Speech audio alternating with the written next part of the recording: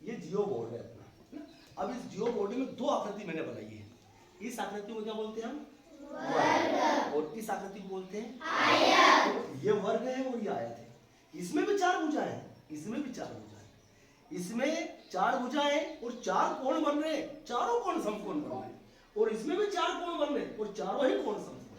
यानी चतुर्भुज ये भी है, चतुर्भुज ये भी, चार भुजा ये चतुर्भुज, चार भुजा ये भी चतुर्भुज। बाकी इसको क्या कहा है? वर्ग। क्यों कहा है? कि इसमें चारों भुजाएं बराबर है ना। और इसको वर्ग क्यों कहा है? कि इसमें चारों भुजा बराबर नहीं, आमने सामने की दो भुजा बराबर।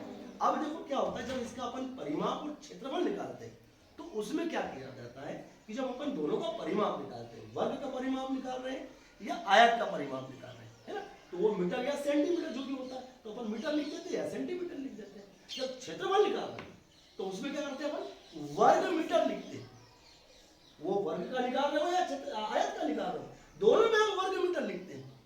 जब आयत का हम निकालते हैं तो उसमें भी वर्ग मीटर या वर्ग सेंटीमीटर लिखते हैं। और जब वर्ग का निकालते हैं तो भी वर्ग सेंटीमीटर या वर्ग मीटर लिखते हैं। ऐसा क्यों करते हैं उसको समझना है। जैसे ये देखो आप, ये आयत है, ये आयताकार खेत है, मतलब आयताकार मैदान समझ लो थोड़ी देर के लिए।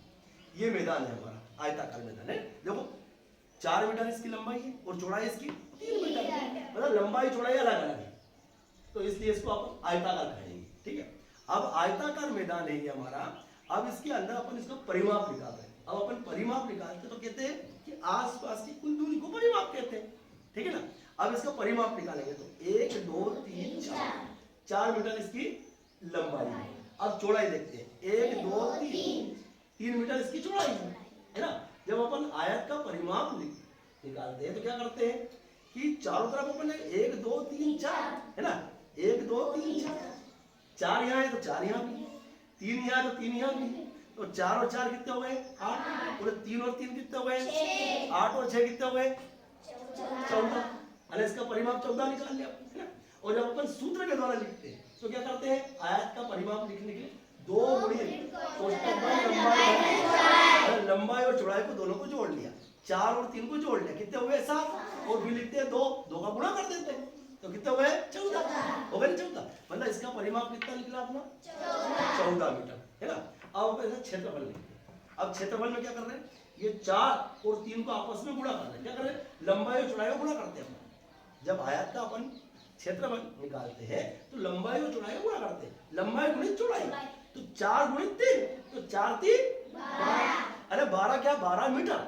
और फिर क्या लिखे? 12 वर्ग मीटर लिखते हैं। अपन वर्ग मीटर लिखते हैं जब क्षेत्रफल निकाल रहे हैं। तो अभी वर्ग मीटर क्यों लिखते हैं? हमने जब परिमाप निकाला तो वहां आपने केवल 14 मीटर लिख दिया हमने, बाकी हमने यहाँ पर जब हमने इसका क्षेत्रफल निकाला तो हम वर्ग मीटर क्यों लिखते हैं कि इसने जो कितनी स्थान घेरा, इस मैदान में कितना स्थान घेरा, वो हम इसका क्षेत्रफल हुआ। तो इसमें जब बनेंगे वर्ग तो वो 1-1 मीटर के बनेंगे। देखो आप 1 2 3 4 5 6 7 8 9 10 11 12 वर्ग बने, 1-1 मीटर के लिए बने। ये 12 वर्ग बने, 1-1 मीटर के वर्ग बने, इसलिए अपन ने इसको वर्ग मीटर लिखा, 12 वर्ग मीटर, है ना। अब जैसे मान लो अपने पास में एक ये आकृति है ना, ये वर्गाकार आकृति है। कैसी आकृति है?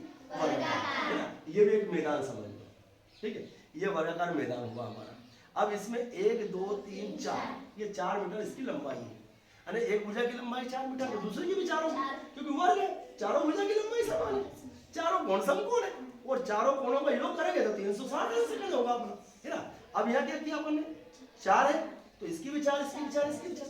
अब इसका परिमाप निकाला अपन ने, तो वर्ग का जब परिमाप निकालते ना तो अपन क्या करते? एक भुजा गुणित 4 करते, मतलब 4 ये है तो 4 ये भी है, 4 ये भी है, 4 को 4 बार जोड़ लिया या 4 को 4 में गुणा कर दिया, क्या हुआ?